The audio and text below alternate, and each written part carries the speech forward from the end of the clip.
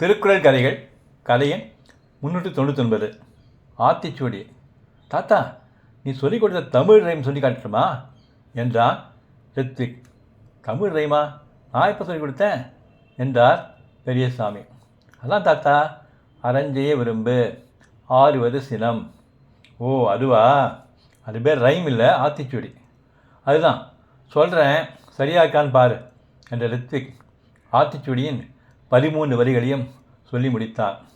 சரியாக சொல்லிட்டியே, அடிக்கடி சொல்லி பார்த்துக்க, அப்போ தான் மறந்து போகாமல் இருக்கும் என்றார் பெரியசாமி.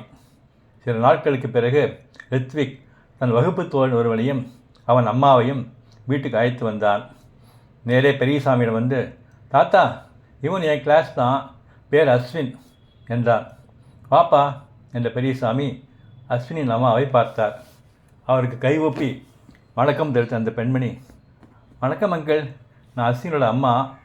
ரித்விக்கு அழகாக ஆத்திச்சூடி சொல்கிறத பார்த்து அஸ்வின் தானும் கற்றுக்கணும்னு ஆசைப்பட்றான். உங்களுக்கு நேரம் இருந்தால் அவருக்கும் சொல்லித் தரீங்களா என்றார். தாராளமாக, நான் சும்மா தானே இருக்கேன், தினம் 10 நிமிஷம் கற்றுக்கிட்டால் போதும், 5-6 நாளில் முழுசாக கற்றுக்கலாம் என்றார் பெரியசாமி. தேங்க்ஸ் அங்கிள் என்றாள் அவள். 2-3 நாட்கள் கழித்து அஸ்வினின் அம்மா இன்னும் 3 பெண்களுடன் வந்தாள். அங்கிள், அஸ்வின் ஆத்திச்சூடி கற்றுக்க தெரிஞ்சதும் இன்னும் சில பெற்றோர்களும் தங்களோட குழந்தைகளும் ஆத்திச்சூடி கற்றுக்கணும்னு ஆசைப்பட்றாங்க. மொத்தம் 10 குழந்தைங்க இருப்பாங்க.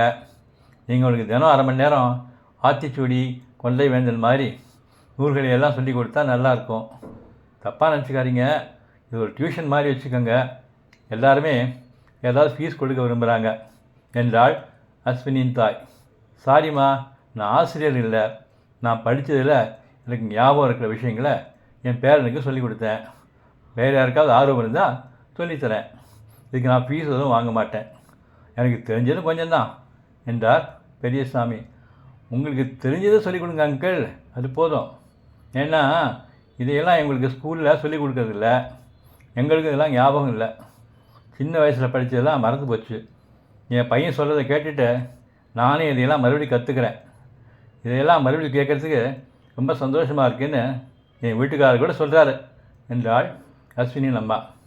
சரிம்மா, ஆர்வம் இருக்கிற குழந்தைங்களை வர சொல்லுங்கள், எனக்கு தெரிஞ்சதை சொல்லித்தரேன் என்றார் பெரியசாமி. என்னப்பா, லைப்ரரியிலேருந்து கம்பராமாயணம், சிலப்பதிகாரம் எல்லாம் எடுத்து படிக்க ஆரம்பிச்சிட்டிங்க என்றான் பெரியசாமியின் மகன் வியப்புடன். இந்த பையங்களுக்கு ஆத்திச்சூடி, கொண்டை வேந்தன், நாலடியார், நன்னெறி எல்லாம் சொல்லிக் கொடுக்குறேன்ல, இதையெல்லாம் கற்றுக்கிறதுல பையங்க ரொம்ப சந்தோஷப்படுறாங்க. அங்கே பெற்றோர்களும் இதையெல்லாம் மறுபடியும் கற்றுக்கிறோம்னு சொல்லி சந்தோஷப்படுறாங்க. அதனால் எனக்கும் இன்னும் பல விஷயங்களை படித்து தெரிஞ்சுக்கணும்னு ஆர்வம் வந்திருக்கு என்றார் பெரியசாமி. பொருட்பால் அரசியலியல் அதிகாரம் 40 கல்வி.